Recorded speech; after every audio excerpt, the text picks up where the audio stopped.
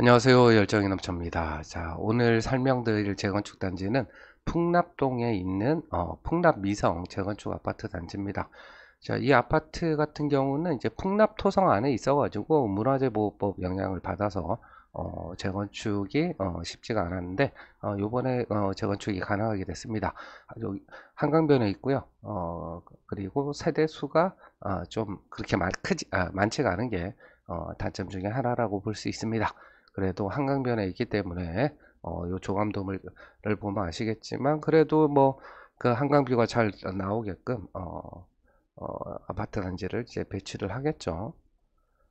자, 기사 좀 보고 가면 이제 앞에는 한강이, 옆에는 사적이, 발목 잡혔던 재건축 신통기획으로 뚫어낸 이곳 해가지고 나오는데, 자, 속도내는 풍남 미성 재건축 26일부터 정비계획안에 대해서 이제 공람을 하고요. 최고 층수는 23층이고 413가구를 짓는다. 올 하반기에 추진위 설립을 이제 목표를 하고 있다. 그리고 주차 대수는 세대당 1.49대 1로 예정돼 있고요. 풍남 미성이 이제 85년에 중동됐고, 그럼 39년 됐죠. 그러니까 엄청 오래됐습니다. 현재 275가구고, 용적률이 이제 167%로 났습니다. 그래서 뭐, 숨은 진주로 평가받는다. 뭐, 이렇게 돼 있는데, 사적 제11호로 지정된 풍납토성 유적지 안에 자리 잡아 재건축이 어려웠단 말이에요. 그래서 보면 이제 서울시 기준으로 국가유산 보호구역 100m 이내에 위치할 경우 유산에 영향을 미칠 수 있는 개발 행위를 하려면 국가유산청의 허가를 받아야 하기 때문이다 이랬단 말이에요.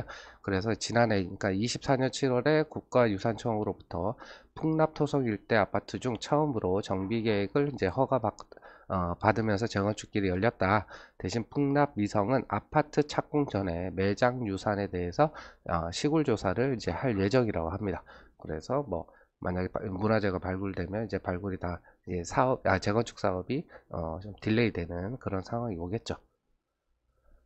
자, 현재 네이버 부동산에 보면은 여기 26평 전용 63 제곱미터가 이제 9억 8천에 나와 있고 42평이 5월 달에 12억 6,200만 원에 팔렸습니다. 3층이 팔렸어요. 그래서 이제 한강변에 위치하고 있고요. 여기 8호선 강동구청역까지는 좀 걸어서 가면 뭐 한 7분에서 한 10분 정도 이제 못 걸어갈 정도의 거리는 아니고 여기 도로로 이제 마을버스도 다니고 있고요.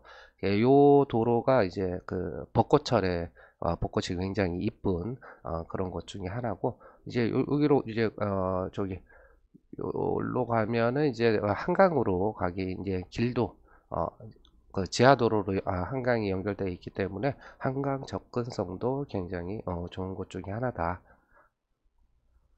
현재 경매 물건이 지금 1동 303호가 진행 중입니다. 이제 42평짜리고 이게 감정가가 이제 13억 천이었어요. 감정을 언제 했냐면 23년 10월에 했다.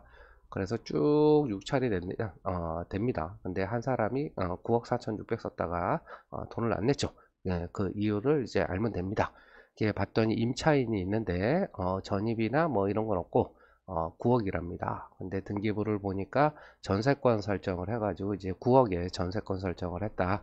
근데 소유자는 21년 5월에 14억 5천에 샀다. 그러면 지금 시세가 현 소유자가 산 가격보다는 이제 낮은 상황이다 라고 이제 볼 수 있습니다. 그래서 지금 7차 최저가 뭐 4억 3천에 낙찰을 받는다.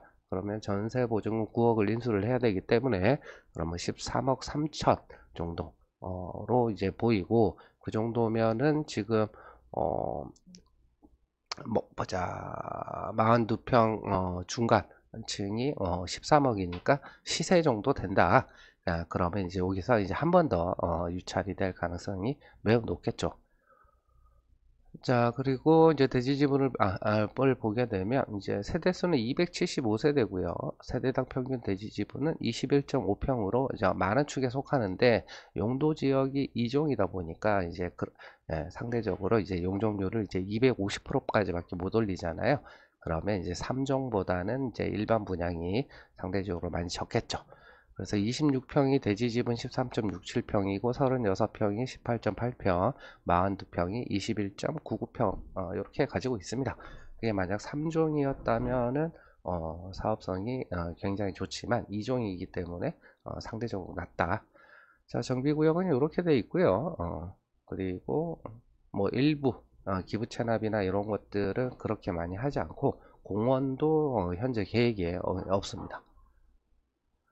자, 그래서 5월 29일부터 6월 30일까지 정비 계획안에 대해서 이제 공람이 진행 중이고, 여기 정비 기반 시설 보니까 도로로 이제 3.2%를 기부 체납하는 걸로 돼 있고, 용도 지역은 2종 일반 주거 지역으로 돼 있습니다. 그리고 신축 계획을 보게 되면 이제 용적률은 2종이다 보니까 250%로 짓고요. 최고 층수는 이제 23층으로 되어 있습니다. 신축 세대 수가 413세대, 임대가 33세대, 33세대가 7.99%, 그래서 토지 등 소유자가 275명, 일반 분양이 105세대, 그래도 한 38% 정도의 일반 분양 비율이 나온다. 자, 그래서 평형 구성을 보면 60 이하가 66세대고 60 초과 85 이하가 282세대, 85 초과가 65세대 이렇게 있단 말이에요. 근데 종전 세대 수가 275세대니까 그러면 기존에 이제 여기 60 초과랑 초과 세대 수를 보면 347세대 정도 된단 말이에요. 그래서 제일 작은 26평을 사도 60 초과를 분양받을 수가 있는데 여기가 이제 74평형이 없고 84평형만 있습니다. 그래서 282세대가 다 84예요. 그 얘기는 뭐 26평을 이제 가지고 있어도 전용 84를 이제 분양받을 수가 있다. 근데 한 가지 좀그 아쉬운 거는 이제 42평 소유자가 198세대로 많죠. 근데 이분들 같은 경우 이제 8호 초과가 이제 65세대밖에 안 되니까 결국에는 이제 84로 이제 다운사이징해서 가야 된다. 근데 이렇게 이제 설계한 것도 주민들의 이제 의견을 조사를 해가지고 평균 구성을 하거든요. 그래서 아마 주민 의견이 반영된, 그러니까 40평 소유자들 중에 이제 84를 분양받기를 원하는 그런 사람들도 많았을 것이라고 이제 보입니다. 자, 그리고 공공시설 부지 승부담은 아까 도로로 3.2%였잖아요. 그래서 628제곱미터 3.2% 이렇게 되고 2종이니까 기준 용적률 190에, 그리고 여기 허용 용적률 인센티브가 17.3%인데 여기 곱하기 1.3을 곱한 거를 보니까 여기 사업성 보정제수 1.3이 적용된 거예요. 예, 그 얘기는 뭐냐면 서울시 재건축 아파트 평균 공시지가보다 여기가 그 풍남 미성 아파트 공시지가가 더 낮다라는 겁니다. 그럼 요거를 적용받아서 지금 허용 용적률은 212.49%가 되고, 그러면 여기서 그 기부 체납한 것까지 계산을 하니까 상한 용적률이 221.45%, 그러면 이제 법적 상한 250%까지 갈 때 가니까 28.46%가 늘어나고, 거기에 절반 14.23%인 2686.2제곱미터에 해당하는 임대 아파트 전용 5구를 33세대를 공급을 한다. 이렇게 이제 정리가 됩니다. 자, 그리고 추정 비례율은 101.82%고요. 수입이 이제 5,382억, 지출이 2,047억, 종전자산 추정액이 이제 3,275억 이렇게 돼 있습니다. 그래서 이 총 지출의 80%를 이제 공사비라고 가정을 하면 1,637억 정도 된단 말이에요. 그래서 주차 대수가 아까 1.5대 조금 안 됐잖아요. 그럼 요거 가지고 계산을 해보니까 평당 한 750만원 정도 계산을 하니까 공사비가 1647억 나오더라. 그럼 거의 비슷하게 나오죠. 그럼 이렇게 되면 공사비 자체는 이제 평당 750만원으로 상대적으로 좀 낮게 책정이 돼 있다 라고 보이고, 이 정도 입지 정도 되면 적어도 한 850에서 한 900 정도까지는 이제 공사비를 올려야 될 것 같아요. 그러면 일반 분양가를 이제 얼마나 올릴 수 있는지 그게 관건이 되겠죠. 자, 그리고 이제 종전자산 추정액은 24년도 공시가격에 보정률 1.54에서 1.6을 적용을 했습니다.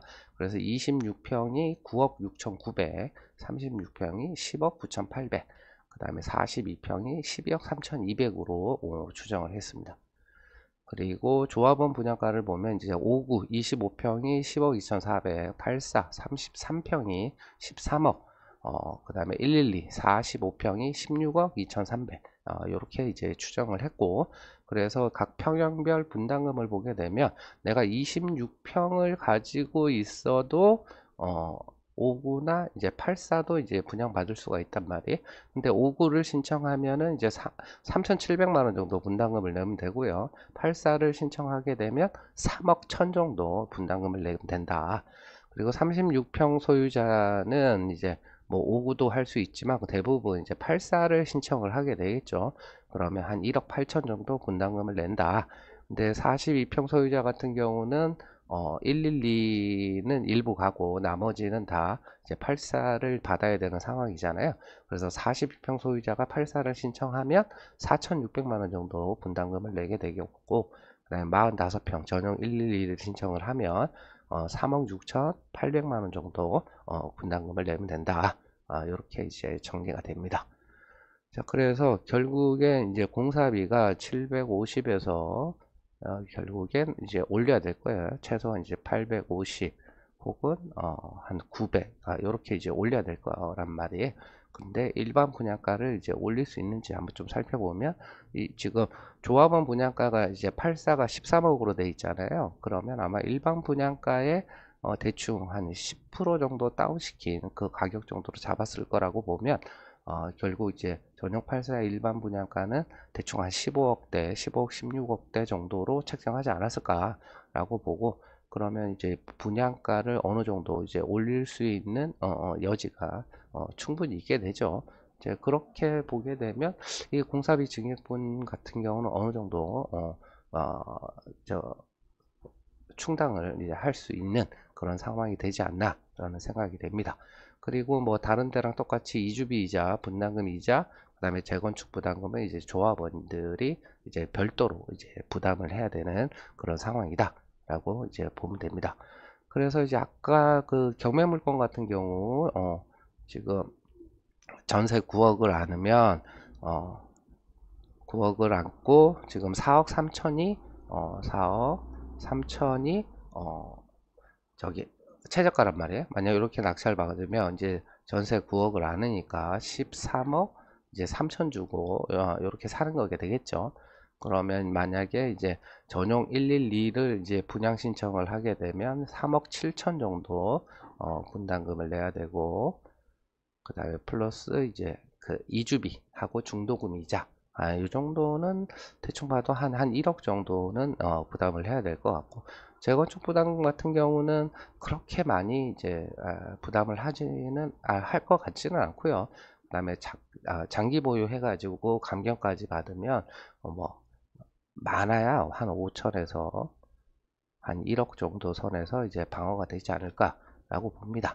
그래서 이제 경매 나온 물건을 내가 4억 3천에 낙찰을 받는다 라고 하면 13억 3천에 3억 7천 요거 합치니까 17억, 그 다음에 이주비 이자 18억, 그 다음에 재건축 부담금 요거 다 해가지고 한 19억 정도로 낙찰을 아니 19억 정도가 45평의 실매입가가 된다라고 이제 보입니다.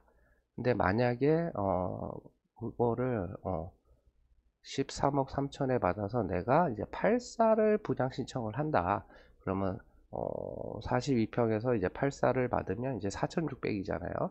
그러면 계산의 편의를 위해서 이제 그러니까 5천 0.5라고 하고 이주비 이자 1억, 재건축 부담금 맥스 1억 이렇게 잡으면 가면 14억 13억 8천, 14억 8천, 15억 한 8천 정도, 요 정도가 실매입가가 된다라고 이제 보입니다.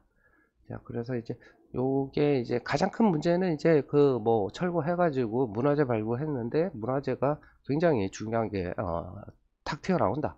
그러면 그런 것들은 뭐 예상을 할 수가 없잖아요. 그러니까 운이기 때문에 그런 것들만 나오지 않고 사업만 지연 없이 뭐 잘 진행이 된다면 요 정도 입지에 뭐 역하고는 좀 거리가 있긴 하지만, 그리고 뭐 학군이 엄청 좋고 뭐 그런 데는 아니지만 요 정도 금액이면은 괜찮은 금액이 아닌가. 그리고 이제 한강에 이제 인접해 있는 그런 메리트가 있으니까 뭐 괜찮은 가격대가 아닌가라는 생각이 듭니다. 감사합니다.